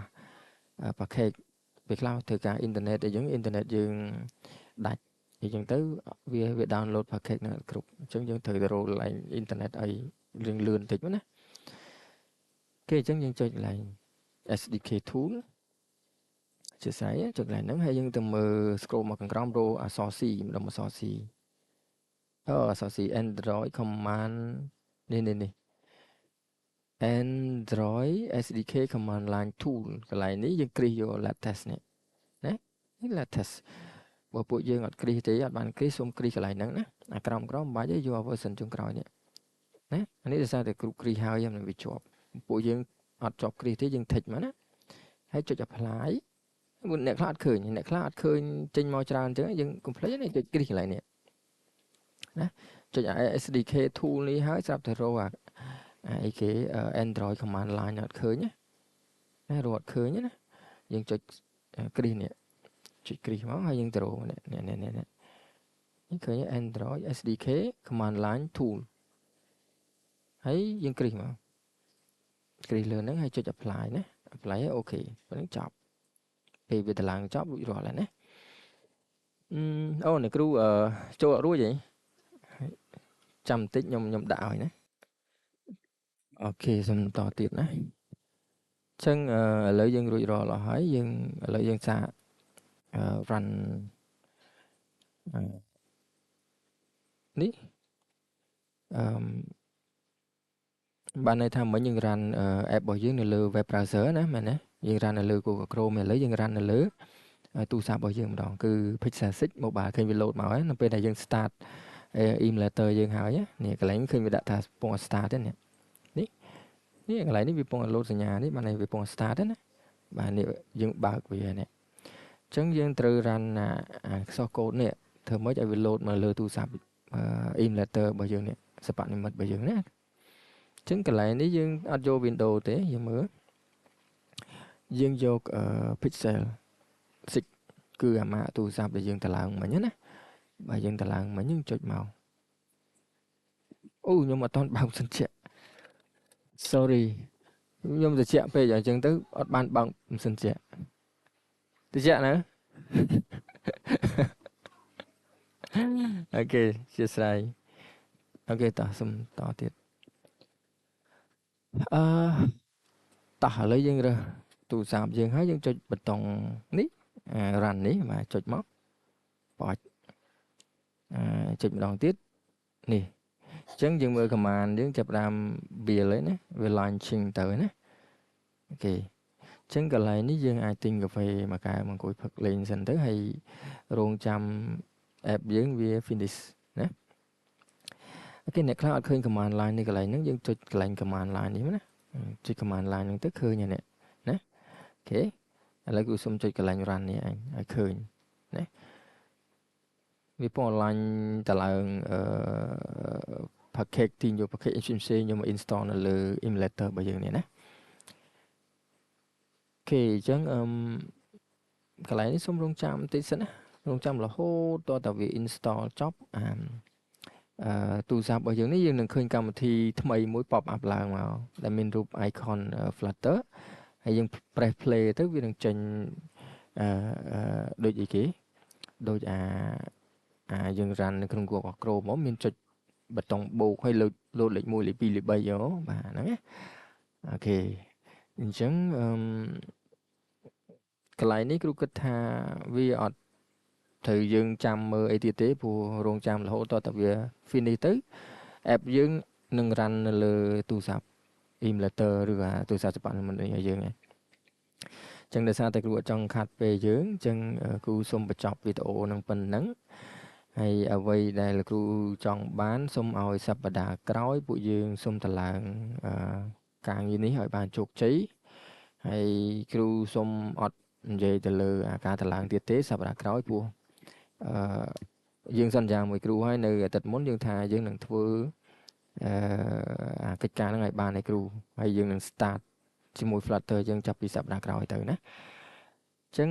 កន្លែងនេះសូមបញ្ចប់ប៉ុណ្ណឹងរហូតកន្លែងនេះយើង run រហូតតតែproject យើងដើរណាបាទអញ្ចឹងគ្រូសូមបញ្ចប់វីដេអូនឹងប៉ុណ្ណឹងសង្ឃឹមថាពួកយើងធ្វើបានទាំងអស់គ្នាណាបាទកន្លែងនេះ detect name អូខេអត់អីទេ Android run start អូខេអញ្ចឹងសូមបញ្ចប់ប៉ុណ្ណឹងណាអរគុណច្រើនហើយជួបគ្នានៅសប្តាហ៍ក្រោយទៀតណាអរគុណសុខសប្បាយ